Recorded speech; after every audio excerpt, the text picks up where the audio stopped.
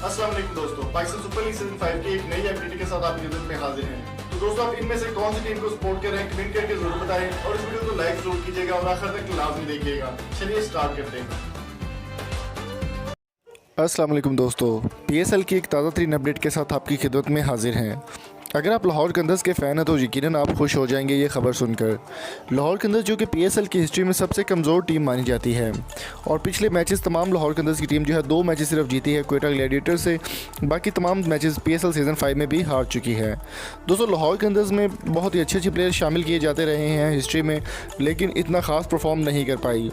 आज लाहौर के अंदर ने एक बहुत अहम फैसला कर लिया क्योंकि क्रिस लेन जो है वो आउट हो चुके हैं, इन नहीं है गेम में। तो उनके आउट होने के बाद उनकी जगह पर इमरान नज़ीर के शामिल किए जाने का इंकशाफ भी किया जा रहा है। दोस्तों, लाहौर के अंदर और कराची किंग्स का मैच आज खेला जाएगा।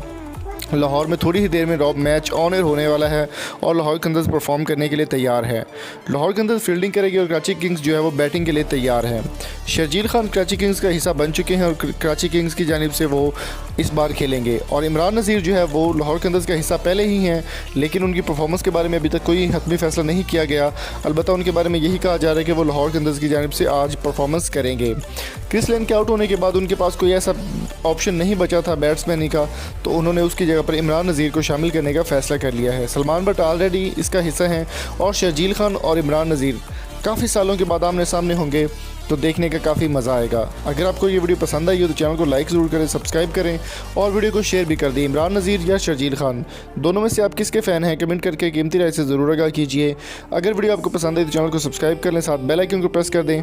मिलेंगे आपसे नेक्स्ट वीडियो में, तब तक अपना और अपने प्यार को बहुत सारा ख्याल रखिएगा, दुआ में याद रखिएगा। Thank you so much. अल्लाह हाफिज़।